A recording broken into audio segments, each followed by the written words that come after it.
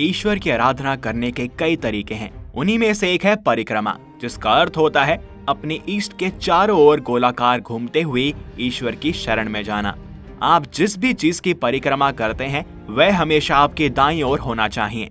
सनातन धर्म में परिक्रमा करने का बहुत महत्व माना जाता है। परिक्रमाएं कई तरह से की जाती हैं। मंदिर की परिक्रमा, किसी वृक्ष की परिक्रमा, तीर्थ स्थान की परिक्रमा, देवी देवताओं की प्रतिमाओं की परिक्रमा, गिरिराज परिक्रमा आदि। नारद पुराण के अनुसार सभी देवी देवताओं की परिक्रमा की संख्या अलग अलग बताई गई है। जैसे दुर्गा जी की 1, सूर्य की 7, गणेश जी की 3, भगवान विष्णु की 4 और शिव जी की आधी प्रदक्षिणा करनी चाहिए। यदि ये नियमों का उल्लंघन किया जाए तो परिक्रमा का फल प्राप्त नहीं होता और आपको समस्याओं का सामना करना पड़ सकता है। तो आज इस वीडियो में हम जानेंगे कि शिवलिंग की आधी परिक्रमा क्यों की जाती है और क्या है शिव परिक्रमा के नियम, इसलिए इसे अंत तक जरूर देखें।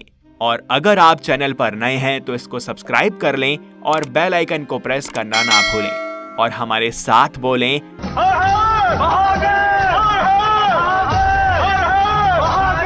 भगवान से जुड़े रहस्य, लोक कथाएं और सच जाने तेरे मेरे राम ऐप पर। भगवान के सच्चे भक्तों के लिए प्रभु से सदैव जुड़े रहें। भक्तों के लिए राम का नाम सर्वप्रथम और तेरे मेरे राम ऐप के लिए राम के भक्त सर्वप्रथम। पूजा विधि, आरती संग्रहालय और भक्ति से जुड़े सभी बातों का समागम। तेरे मेरे राम ऐप डाउनलोड करें और प्रभु से जुड़ाव महसूस करें। शिवलिंग की परिक्रमा के बारे में जानने से पहले हमारा यह जानना आवश्यक है कि आखिरकार शिवलिंग होता क्या है। दरअसल शिवलिंग का ऊपरी भाग पुरुषत्व या शिव का प्रतिनिधित्व करता है और नीचे वाला भाग स्त्रीत्व या शक्ति का। यह संस्कृत के शब्द से बना है जो 2 शब्दों का मेल है, शिव जमा लिंग। शिव का अर्थ स्थिर था या शव से है, व लिंग का अर्थ प्रतीक, चिन्ह या अंश से है, अर्थात जो शिव का अंश या प्रतीक है उसे ही शिवलिंग कहा जाता है।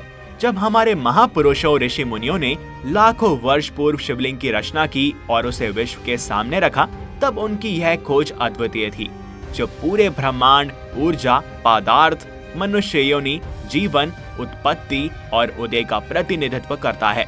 शिवलिंग से हमें मानव जीवन के उदय व पतन के विषय में पता चलता है। सृष्टि का ज्ञान होता है, वह यह कैसे चलती है इसके विषय में पता चलता है। मुख्यतः शिवलिंग में ऊर्जा का अथाह भंडार होता है, जिस कारण इसके आसपास अत्यधिक ऊर्जा का संचार रहता है, जो कि गर्म होती है। इसलिए शिवलिंग के ऊपर हमेशा एक मटकी रखी जाती है, जिसमें से बूंद बूंद रूप में जल शिवलिंग पर गिरता रहता है और उसे ठंडा रखता है। शिवलिंग में अथाह ऊर्जा का स्रोत होने के कारण इसे घर पर रखने से भी मना किया जाता है। हम शिवलिंग पर जो भी चढ़ाते हैं, जैसे कि दूध, दही, जल, शहद इत्यादि, वह सब एक नली की सहायता से वहां से बाहर निकलता रहता है।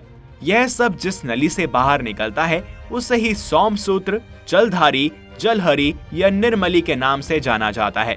अब बात करते हैं कि क्यों हमें शिवलिंग की आधी परिक्रमा करने को कहा जाता है। इसके पीछे का सबसे मुख्य कारण जलधारी ही है, क्योंकि इसे लांघना शास्त्रों में घोर अपराध माना गया है। शास्त्रों के अनुसार इसे लांघने से भगवान शिव रुष्ट हो जाते हैं और इस कारण मनुष्य को शारीरिक व मानसिक रूप से दुख भोगने पड़ सकते हैं यह तो आम लोगों को डराने के उद्देश्य से कहा गया होगा, लेकिन इसके पीछे धर्म का एक छुपा हुआ ज्ञान है। यह तो आपने जान लिया है कि शिवलिंग में अथाह ऊर्जा का भंडार होता है, इसलिए जब हम उस पर जल इत्यादि चढ़ाते हैं तो ऊर्जा का कुछ भाग उसमें मिलकर जलधारी के माध्यम से प्रवाहित होता रहता है। इस मिश्रण में शिव व शक्ति दोनों की ऊर्जा मिली हुई होती है, जो अत्यधिक गर्म होती है। यदि हम शिवलिंग की परिक्रमा करते समय इस जलधारी को लांघते हैं तो लांघते समय यह ऊर्जा हमारे दोनों पैरों के बीच में से शरीर में प्रवेश कर जाती है। इससे हमें वीर्य व रज संबंधी समस्याओं का सामना करना पड़ सकता है। इसके साथ ही हमें देवदत्त तथा धनंजय वायु के प्रभाव में रुकावटों का भी सामना करना पड़ सकता है। कुल मिलाकर शिवलिंग के सोमसूत्र को लांघने से मनुष्य को कई शारीरिक व मानसिक समस्याओं का सामना करना पड़ सकता है। इन्हीं कारणों से शास्त्रों में शिवलिंग की जलधारी को लांघना वर्जित माना गया है। वैसे तो हिंदू धर्म में हर एक चीज को वैज्ञानिक आधार पर ही निर्धारित किया गया है, फिर चाहे वह सूर्य को जल चढ़ाना हो या नमस्कार करना। शिवलिंग के निर्माण के पीछे भी एक गहरा रहस्य है। दरअसल शिवलिंग हमारे संपूर्ण ब्रह्मांड के आकार या फैलाव तथा परमाणु ऊर्जा का संकेतक है। भगवान शिव की नगरी काशी के भूजल में भी परमाणु ऊर्जा की तरंगे पाई जाती हैं। इसके साथ ही जहाँ जहाँ शिवलिंग की स्थापना की गई वहाँ वहाँ रेडियो एक्टिव तरंगे बहुतायत में हैं। शिवलिंग का आकार और परमाणु केंद्रों के आकार में भी बहुत समानताएं पाई जाती हैं। इन्हीं सब कारणों के कारण शिवलिंग की अर्थ परिक्रमा करने को उचित माना गया है, अन्यथा हमें इसके कई दुष्परिणाम भोगने पड़ सकते हैं। शिवलिंग की परिक्रमा को अर्धचंद्राकार परिक्रमा के नाम से भी जाना जाता है, जिसको करने के कुछ नियम होते हैं। तो चलिए जानते हैं नियमों के बारे में। शिवलिंग की परिक्रमा को हमेशा अपनी बाईं ओर से प्रारंभ करना चाहिए, अर्थात आपका दाहिना हाथ शिवलिंग की ओर होना चाहिए। बाईं ओर से परिक्रमा शुरू करने के बाद जलाधारी तक जाएं, लेकिन इसे पार ना करें। अब झुककर जलाधारी को प्रणाम करें और उससे बह रहे जल को छूकर सिर पर लगाएं। इसके बाद वहीं से वापस मुड़ जाएं और वापस शिवलिंग के सामने आकर अपनी परिक्रमा को पूरा करें। अब कुछ भक्तों के मन में शंका हो सकती है कि क्या हम शिवलिंग की आधी आधी करके एक से ज्यादा परिक्रमा भी लगा सकते हैं? तो इसका उत्तर है नहीं। शास्त्रों में शिवलिंग की परिक्रमा करने की कुल संख्या ही आधी बताई गई है। कहने का तात्पर्य यह हुआ कि आपको बस केवल एक बार ही शिवलिंग की आधी परिक्रमा करनी है, उससे ज्यादा नहीं। वैसे तो शिवलिंग की पूर्ण परिक्रमा करने की मनाही है, लेकिन शास्त्रों में शिवलिंग की पूर्ण परिक्रमा करने के भी नियम हैं। इसके अनुसार यदि जलधारी भूमिगत हो या उससे किसी चीज से ढका गया हो तो ऐसे में उसे लांघा जा सकता है।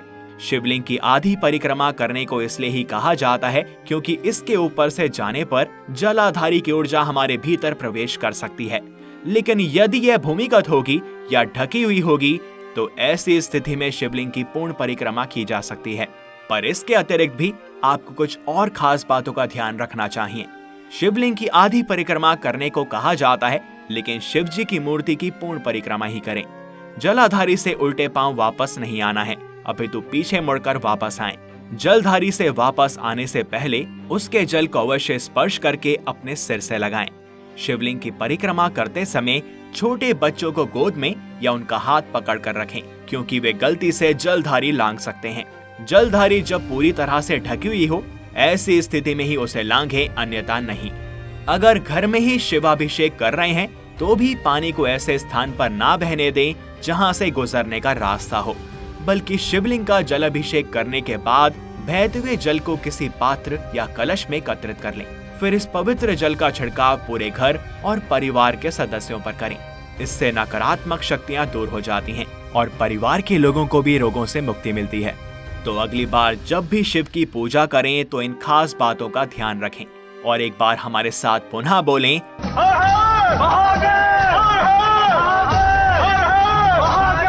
इस वीडियो में बस इतना ही। यदि आपको यह पसंद आई हो तो इसे लाइक करें व अन्य भक्तों के साथ शेयर करें। साथ ही चैनल को सब्सक्राइब और बेल आइकन को प्रेस करना ना भूलें। मिलते हैं आपसे अगली वीडियो में और भी अद्भुत विषयों के साथ। तब तक के लिए हरिओम।